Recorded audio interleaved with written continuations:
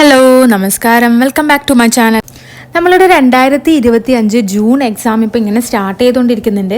അപ്പോൾ അതിൽ നമ്മൾ അപ്പിയർ ചെയ്യുമ്പോൾ നമുക്ക് കുറേ ഇൻസ്ട്രക്ഷൻസ് ഒക്കെ ഉണ്ട്. അതായത് എങ്ങനെയാണ് എക്സാം എഴുതേണ്ടത്, അപ്പോൾ ശ്രദ്ധിക്കേണ്ട കുറച്ച് കാര്യങ്ങൾ എന്തൊക്കെയാണ് എന്നുള്ളത്. അതല്ല എങ്കിൽ ഈ കാര്യങ്ങൾ നിങ്ങൾ ശ്രദ്ധിച്ചില്ല എങ്കിൽ നിങ്ങളുടെ എക്സാം ഫെയിലാവാനും അതുപോലെ തന്നെ നിങ്ങളുടെ പേപ്പർ ഇവാലുവേറ്റ് ചെയ്യാതെ ഇരിക്കാനൊക്കെ ചാൻസ് ഉണ്ട്. അപ്പോൾ അങ്ങനെ വരാതിരിക്കാൻ ശ്രദ്ധിക്കേണ്ട കുറച്ച് കാര്യങ്ങളാണ് ഈ വീഡിയോയിലൂടെ നിങ്ങളുമായി ഷെയർ ചെയ്യുന്നത്. ആരെങ്കിലും ഇനിയും നിങ്ങളുടെ അഡ്മിറ്റ് കാർഡ് അല്ലെങ്കിൽ ഹാൾ ടിക്കറ്റ് നിങ്ങൾ ഡൗൺലോഡ് ചെയ്തിട്ടില്ല എന്നുണ്ടെങ്കിൽ അത് എങ്ങനെയാണ് ഡൗൺലോഡ് ചെയ്യേണ്ടത് എന്നുള്ളതിൻ്റെ വീഡിയോ ലിങ്ക് ഞാൻ താഴെ ഡിസ്ക്രിപ്ഷനിൽ കൊടുക്കാം, വേണ്ടവർ പോയി ചെക്ക് ചെയ്യുക. അപ്പോൾ ഈ ഒരു ഇൻസ്ട്രക്ഷൻ എന്ന് പറയുന്നത് നമ്മളുടെ ഹാൾ ടിക്കറ്റിൻ്റെ താഴെയായിട്ട് 3 പേജിലായിട്ടാണ് ഈ ഒരു ഇൻസ്ട്രക്ഷൻ ഉള്ളത്. അതായത് ആദ്യം തന്നെ നമുക്ക് കാണാം ഇമ്പോർട്ടൻറ്റ് നോട്ട് എന്ന് പറഞ്ഞിട്ട് നമ്മളുടെ ഹാൾ ടിക്കറ്റിൻ്റെ താഴെയായിട്ട് തന്നെ കൊടുത്തിട്ടുണ്ട്. ഇതിൽ പറയുന്നത് എന്തെങ്കിലും തരത്തിലുള്ള കാരണങ്ങൾ കൊണ്ട്, അതായത് നിങ്ങളുടെ എക്സാം റീഷെഡ്യൂൾ ചെയ്യുകയോ ക്യാൻസൽ ചെയ്യുകയോ ചെയ്യുകയാണെങ്കിൽ നെക്സ്റ്റ് സെമസ്റ്ററിലായിരിക്കും അതിൻ്റെ എക്സാം ഉണ്ടായിരിക്കുക. അതിനുള്ള ഫീസ് എന്ന് പറയുന്നത് നിങ്ങൾ ഇപ്പോൾ അടച്ച ഫീയുമായിട്ട് ആ ഒരു അഡ്ജസ്റ്റ്മെൻറ്റ് ചെയ്യുന്നതായിരിക്കും എന്നതാണ് പറയുന്നത്. ഇനി രണ്ടാമത്തെ ഇമ്പോർട്ടൻറ്റ് നോട്ട് എന്ന് പറയുന്നത് അതായത് നമ്മളുടെ എക്സാമിന് നമ്മൾ രജിസ്റ്റർ ചെയ്യുന്ന ആ ഒരു കണക്കിന് ആ ഒരു സമയത്ത് നമ്മൾ കൊടുത്തിട്ടുള്ള എക്സാമിനേഷൻ സെൻറ്ററിൽ അവർ അക്കോമഡേറ്റ് ചെയ്യാൻ വേണ്ടി ശ്രമിക്കും. പക്ഷേ എന്തെങ്കിലും കാരണവശാൽ അവിടെ പറ്റിയില്ല എന്നുണ്ടെങ്കിൽ ഈ ഒരു യൂണിവേഴ്സിറ്റി ഇഗ്നോ യൂണിവേഴ്സിറ്റിക്ക് നിങ്ങളെ വേറൊരു എക്സാം സെൻറ്ററിലോട്ട് ചേഞ്ച് ചെയ്യാനുള്ള ഫുൾ അവകാശവും ഉണ്ട് എന്നാണ് പറയുന്നത്. ഇപ്പോൾ നിങ്ങൾ കൊടുത്തിട്ടുള്ള എക്സാമിനേഷൻ സെൻറ്റർ നിങ്ങൾക്ക് വേണ്ട, നിങ്ങൾക്ക് വേറൊരു എക്സാം സെൻറ്ററാണ് വേണ്ടത് എങ്കിൽ നിങ്ങൾക്ക് ഒന്നും തന്നെ ചെയ്യാൻ വേണ്ടി സാധിക്കില്ല. ഇതൊക്കെ ആദ്യമേ തീരുമാനിച്ചതാണ്. അതുകൊണ്ട് തന്നെ ഈ ഒരു എക്സാമിനേഷൻ സെൻറ്റർ ചേഞ്ച് നടക്കില്ല എന്ന് നമ്മൾ ഓൾറെഡി പറഞ്ഞിട്ടുണ്ട്. നമുക്ക് നമ്മളുടെ പുതിയ ഇൻസ്ട്രക്ഷൻസ് എന്തൊക്കെയാണെന്ന് നോക്കാം. അതായത് നമുക്ക് എക്സാം എഴുതുന്നതുമായി ബന്ധപ്പെട്ട് ഇഗ്നോ കുറേ ഇൻസ്ട്രക്ഷൻസ് പറയുന്നുണ്ട്. ഈ ഒരു ഇൻസ്ട്രക്ഷനൊക്കെ നമ്മൾ പാലിച്ചിരിക്കണം, എന്നാൽ മാത്രമേ നമുക്ക് നല്ല രീതിയിൽ എക്സാം എഴുതി അതിൻ്റെ റിസൾട്ട് വരികയുള്ളൂ. അതല്ല എങ്കിൽ നമ്മുടെ റിസൾട്ട് വരാതിരിക്കാനുള്ള ചാൻസ് വളരെ കൂടുതലാണ്. അപ്പോൾ ഈ ഒരു ഇൻസ്ട്രക്ഷൻസ് നിങ്ങൾ ശ്രദ്ധിക്കുക. അതിൽ ഒന്നാമതായി പറയുന്നത് നിങ്ങൾ നിങ്ങളുടെ ആൻസർ ഷീറ്റിൽ കൃത്യമായിട്ട് നിങ്ങളുടെ എൻറോൾമെന്റ് നമ്പർ എഴുതുക എന്നുള്ളതാണ്. നിങ്ങളുടെ ഹാൾ ടിക്കറ്റിൽ കൃത്യമായിട്ട് അത് എഴുതിയിട്ടുണ്ടായിരിക്കും എൻറോൾമെന്റ് നമ്പർ. അപ്പോൾ അത് കറക്റ്റായിട്ട് ആദ്യം തന്നെ നിങ്ങൾ അക്കത്തിലും അതിനുശേഷം അക്ഷരത്തിലുമാണ് ഇത് എഴുതേണ്ടത്. ഇനി ഇതിൽ എന്തെങ്കിലും ഒരു മിസ്റ്റേക്ക് വരികയാണെങ്കിൽ നിങ്ങളുടെ റിസൾട്ട് ഡിക്ലെയർ ചെയ്യുന്നതായിരിക്കില്ല. അഥവാ നിങ്ങളുടെ ഈ ഒരു എൻറോൾമെൻറ്റ് നമ്പറിൽ 9 അക്ക നമ്പറാണ് എന്നുണ്ടെങ്കിൽ നിങ്ങൾ അതിന് മുൻപായിട്ടോ അല്ലെങ്കിൽ ശേഷമോ നിങ്ങൾ 0 ചേർക്കാൻ പാടില്ല. അങ്ങനെ ചേർക്കുകയാണെങ്കിൽ നിങ്ങളുടെ എൻറോൾമെൻറ്റ് നമ്പർ തെറ്റിപ്പോകും. അതായത് ഈ ഒരു റിസൾട്ട് പബ്ലിഷ് ആയിട്ട് വരികയില്ല. ഇനി നിങ്ങളുടെ എൻറോൾമെൻറ്റ് നമ്പറിൽ 9 അക്ക നമ്പറാണ് ഉള്ളത് എങ്കിൽ നിങ്ങൾക്ക് അതിൻ്റെ ഏറ്റവും ലാസ്റ്റായിട്ട് ഈ ഒരു കള്ളിയിൽ നിങ്ങൾക്ക് ക്രോസ് ചെയ്യാവുന്നതാണ്. അതല്ലാതെ വേറൊന്നും അവിടെ എഴുതി ചേർക്കാൻ പാടില്ല.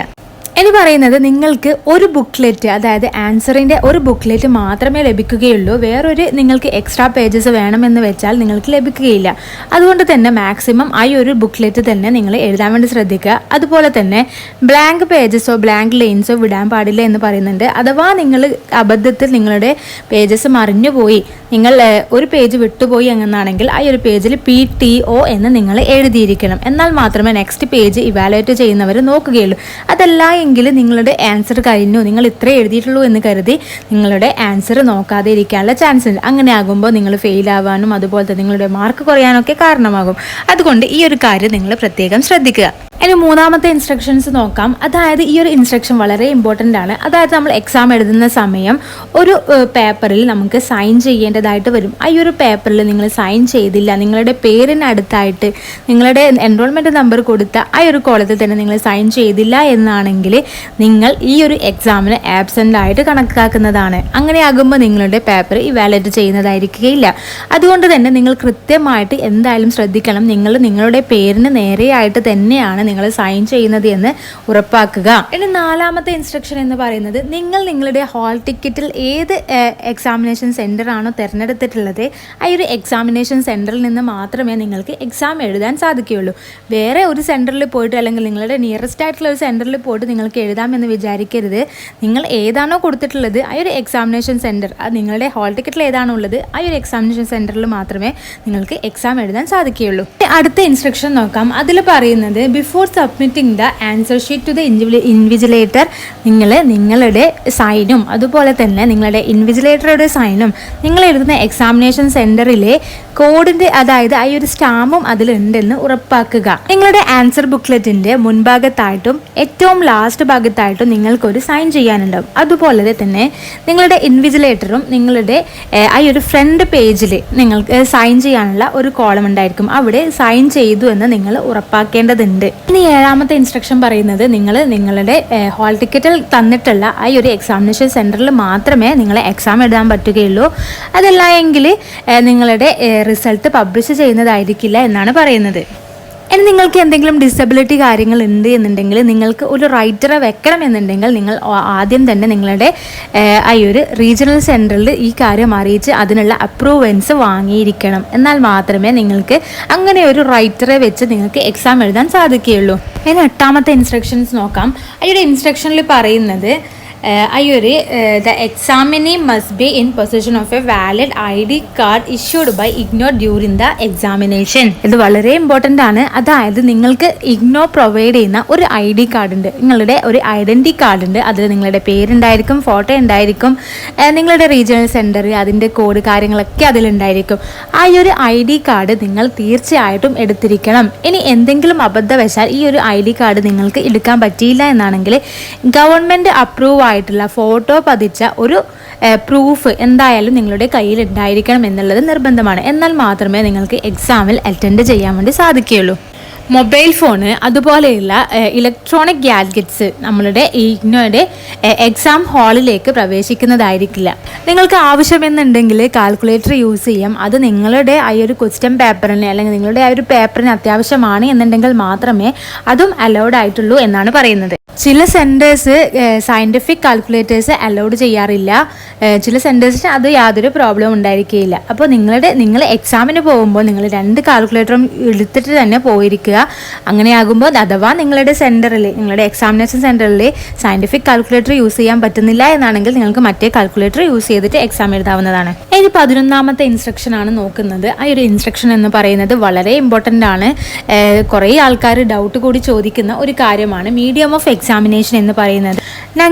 ഞങ്ങളുടെ എക്സാം മലയാളത്തിൽ എഴുതാൻ പറ്റുമോ എന്നുള്ളത് പല കുട്ടികളും ചോദിച്ചിട്ടുണ്ട്. കൃത്യമായിട്ട് പറയുന്നുണ്ട്, നിങ്ങളുടെ പേപ്പർ ഏത് ലാംഗ്വേജിലാണോ നിങ്ങൾക്ക് ഓഫർ ചെയ്തിട്ടുള്ളത് ആ ഒരു ലാംഗ്വേജിൽ മാത്രമേ നിങ്ങൾക്ക് എക്സാം എഴുതാൻ പറ്റുകയുള്ളൂ. അതായത് നിങ്ങളുടെ ലാംഗ്വേജ് മലയാളമാണെങ്കിൽ നിങ്ങളുടെ എക്സാം പേപ്പർ എന്ന് പറയുന്നത് മലയാളമാണെങ്കിൽ നിങ്ങൾക്ക് മലയാളത്തിൽ എഴുതാം. അതല്ല നിങ്ങളുടെ ലാംഗ്വേജ് ഇംഗ്ലീഷിലുള്ളതാണ് എന്നുണ്ടെങ്കിൽ നിങ്ങൾ ഇംഗ്ലീഷിൽ മാത്രമേ നിങ്ങൾക്ക് എക്സാം എഴുതാൻ പറ്റുന്നുള്ളൂ. അത് നിങ്ങൾക്ക് ഇംഗ്ലീഷ് അല്ലാതെ വേറൊരു ലാംഗ്വേജ് ഉപയോഗിക്കാം എന്നുള്ളത് ഹിന്ദിയാണ്. ഹിന്ദി നിങ്ങൾക്ക് യൂസ് ചെയ്യാവുന്നതാണ്. ഇനിയിപ്പോൾ നിങ്ങൾക്ക് ഓഫർ ചെയ്യാതെ ആ ഒരു ലാംഗ്വേജിലാണ് നിങ്ങളുടെ നേറ്റീവ് ലാംഗ്വേജിലാണ് നിങ്ങൾ എക്സാം എഴുതിയത് എങ്കിൽ നിങ്ങളുടെ പേപ്പർ ഇവാലുവേറ്റ് ചെയ്യുന്നതായിരിക്കില്ല. നിങ്ങൾ ഫെയിൽ ആയിട്ടാണ് കണക്കാക്കപ്പെടുക. നിങ്ങളെ എക്സാം ക്യാൻസൽ ചെയ്യുന്ന കാര്യം നിങ്ങളെ അറിയിക്കേണ്ട യാതൊരു ആവശ്യവുമില്ല. അത് എന്തായാലും നിങ്ങൾക്ക് ഫെയിൽ ആയിട്ടാണ് ഉണ്ടായിരിക്കുക. അതുകൊണ്ട് തന്നെ നിങ്ങൾക്ക് വേറൊരു എക്സാം എഴുതേണ്ടതായിട്ടും വരും. അപ്പോൾ നിങ്ങളുടെ സബ്ജക്റ്റ് നിങ്ങളുടെ പേപ്പർ ഏത് ലാംഗ്വേജിലാണ് ഓഫർ ചെയ്യുന്നത് ആ ഒരു ലാംഗ്വേജിൽ തന്നെ നിങ്ങൾ എക്സാം എഴുതാൻ വേണ്ടി ശ്രദ്ധിക്കുക. ചെറിയൊരു നോട്ടായിട്ട് പറയുന്നുണ്ട്, ചില ലാംഗ്വേജസ് ചില സബ്ജക്ട്സുകൾ നിങ്ങൾക്ക് ബംഗാളി ലാംഗ്വേജിലും എഴുതാം എന്ന് പറയുന്നുണ്ട്. ആ ഒരു സബ്ജക്റ്റിൻ്റെ കോഡ് ഇവിടെ കൊടുത്തിട്ടുണ്ട്, അത് നിങ്ങൾക്ക് ചെക്ക് ചെയ്യാവുന്നതാണ്. നെക്സ്റ്റ് ഇൻസ്ട്രക്ഷൻ എന്ന് പറയുന്നത് ചില സബ്ജക്റ്റുകളുടെ എക്സാമിൻ്റെ ഡേറ്റുകളോ സെഷൻസോ നമുക്ക് മാറ്റാൻ വേണ്ടി റിക്വസ്റ്റ് ചെയ്യാൻ പറ്റുകയില്ല. അങ്ങനെയുള്ള ചില കാരണങ്ങളാണ് ഇവിടെ പറയുന്നത്.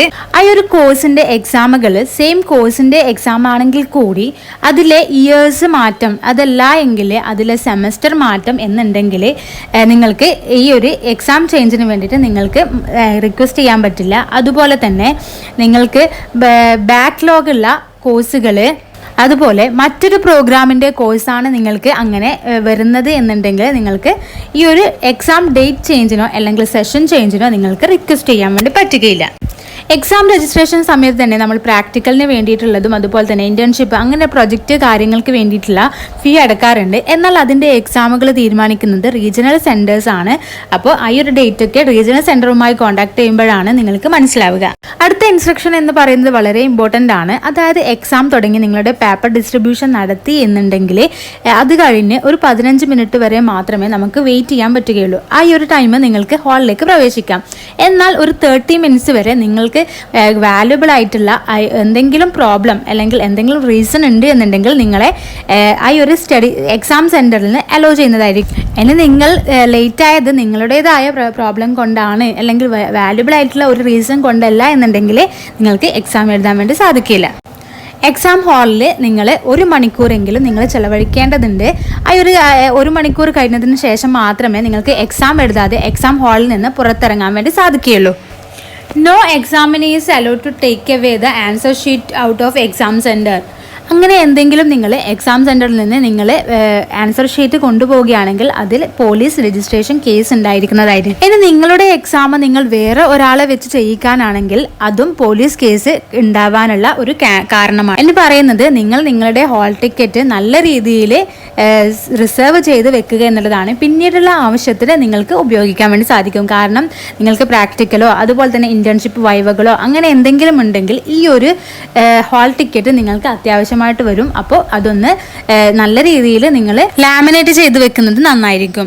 2025 ജൂൺ എക്സാമിൻ്റെ പ്രാക്ടിക്കൽ മാർക്ക് അതുപോലെ തന്നെ അസൈൻമെൻറ്റ് പ്രൊജക്റ്റ് ഇവയുടെയൊക്കെ മാർക്ക് ഞങ്ങളുടെ 2025 ജൂൺ എക്സാമിൻ്റെ ഗ്രേഡ് കാർഡിൻ്റെ കൂടെ തന്നെ നിങ്ങൾക്ക് പബ്ലിഷ് ആയിട്ട് വരുന്നതായിരിക്കും. പിന്നെ പറയുന്നത് MSL 007 ആൻഡ് MSL 030 എന്നീ സബ്ജക്റ്റുകൾ എഴുതുന്ന ആൾക്കാരുടേതായിട്ടുള്ള ബൈലിംഗ്വൽ ഡിക്ഷണറി കൊണ്ടുവരാവുന്നതാണ്. എന്നാൽ ഇലക്ട്രോണിക് ഗാഡ്ജറ്റ്സ് ഉപയോഗിക്കാൻ സാധിക്കുകയില്ല. അതുപോലെ തന്നെ MA ജ്യോതിസ് ചെയ്യുന്ന ആൾക്കാർ അവരുടേതായിട്ടുള്ള പഞ്ചാംഗും കാൽക്കുലേറ്ററും അവർക്ക് കൊണ്ടുവരാവുന്നതാണ്. അപ്പോൾ ഇത്രയുമാണ് നമ്മളുടെ ന്യൂ ഇൻസ്ട്രക്ഷനിൽ നമുക്ക് വന്നിട്ടുള്ളത്. അപ്പോൾ എല്ലാവരും ഈ കാര്യങ്ങൾ വളരെ ശ്രദ്ധിക്കേണ്ട കാര്യങ്ങളാണ്. അതല്ല എങ്കിൽ നിങ്ങൾക്ക് എക്സാം എഴുതാൻ വേണ്ടി സാധിക്കുകയില്ല. അപ്പോൾ എല്ലാവർക്കും വീഡിയോ യൂസ്ഫുൾ ആണെന്ന് കരുതുന്നു. താങ്ക്